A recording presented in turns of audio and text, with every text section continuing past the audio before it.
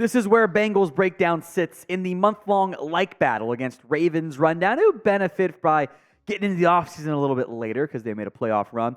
We are nearly 1,000 likes behind, but that is a very obtainable metric to catch up to. So help us get there. Like today's video, and then keep liking ones in the future as well.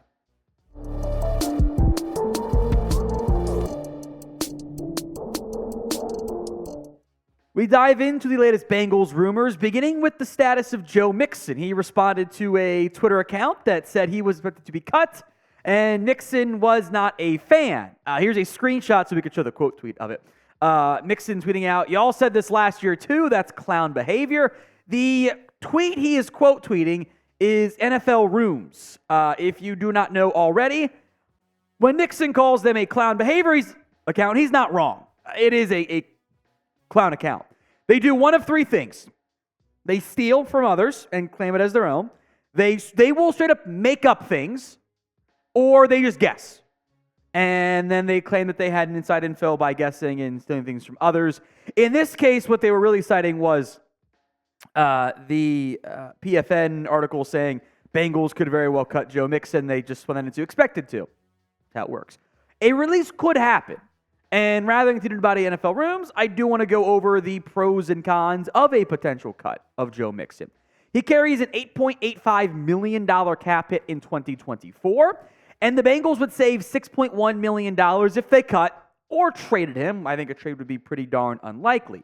That is a sizable amount of savings for a player who is solid, is by no means a bad football player, but $6.1 million, with the way I think the running back market will go in free agency, you could find an as good, if not better player for cheaper. But that's also a risk you'll potentially bring in. This team likes Joe Mixon. There are pros to keeping him on your roster, even at the cap hit that he currently carries. So what would you do with Joe Mixon?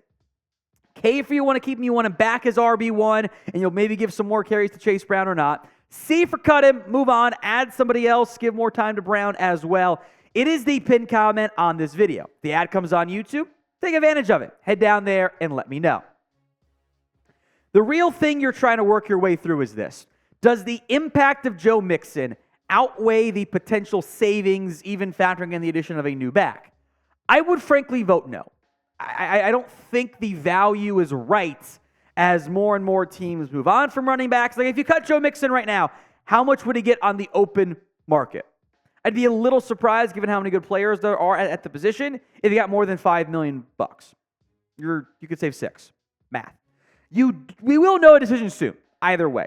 Mixon has a $3 million roster bonus that guarantees on 3/18. So the Bengals have to decide, keeping him or not keeping him. And by the way, if we get to that 3/18 date, Mixon's still here, we will not be doing cut Joe Mixon stories anymore.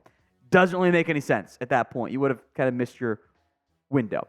Mixon did run for 1,000 yards last season, but he's been a sub or just above 4 yard per carry player the past couple seasons. And you might say, well, that was the offensive line's fault. And I frankly mostly agree with you. And that's kind of my point.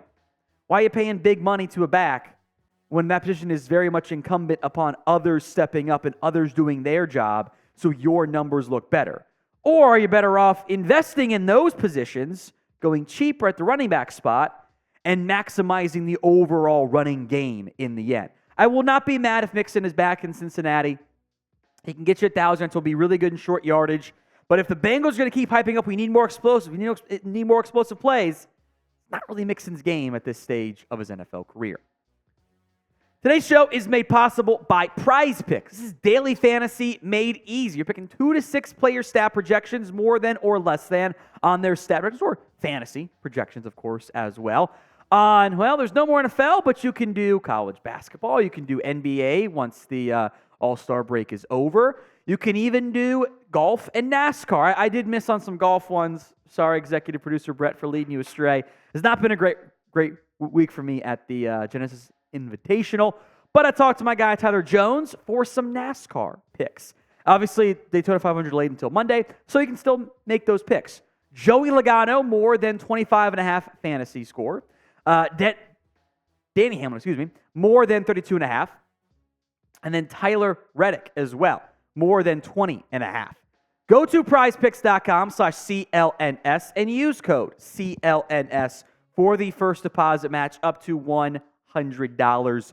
Link will be in the comments section and the description of today's show. On the NASCAR Prize Picks, do the flex play. That way, if you get one wrong, you still come out on top. Let's chat draft here. Brock Bowers to the Bengals? Boy, wouldn't we all love that idea. The Bengals are among the finalists to land, or among the betting favorites, to land Bowers in the NFL draft. Here are the lines on this. Chargers plus 250. Makes sense. We know how much both Greg Roman and Jim Harbaugh have used tight ends, even in the passing game. The Colts at plus 400. Remember, they're picking above you in the NFL draft. The Bengals then plus 500. The Jets at plus 1,000. Denver at plus 1,200. Saints at plus 1,500.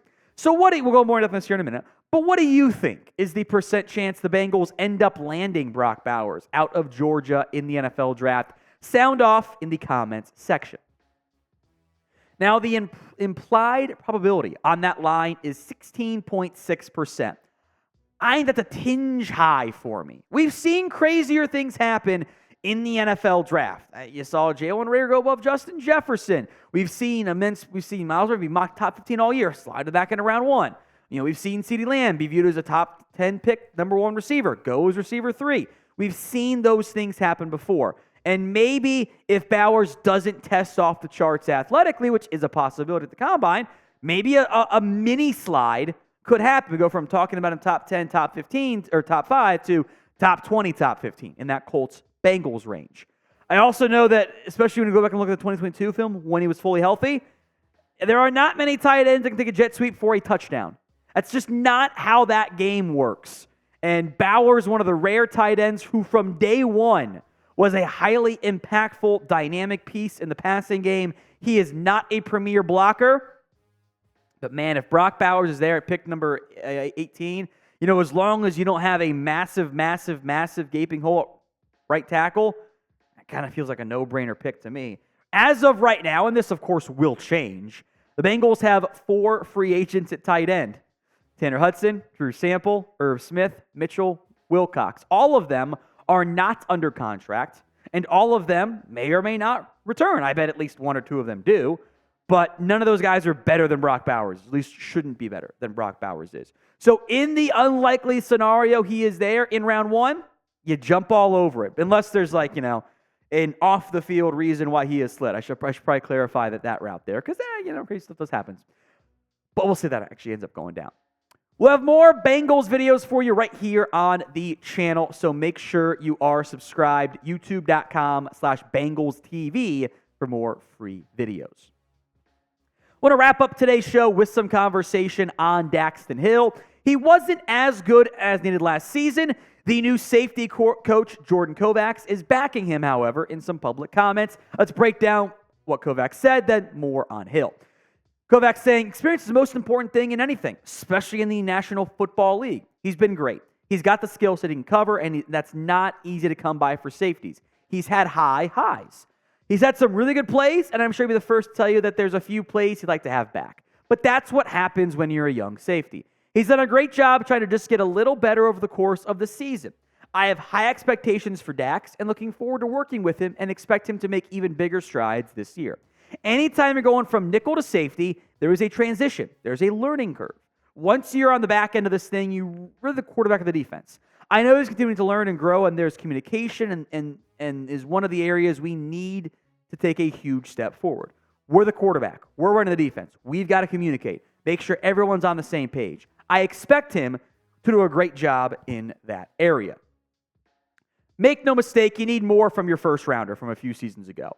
Didn't do much of anything in year 1, did a lot more in year 2. But there's another level that Daxton Hill needs to take for this defense to not constantly be missing Jesse Bates out there. So are you out on Daxton Hill? More conversation to come, don't worry.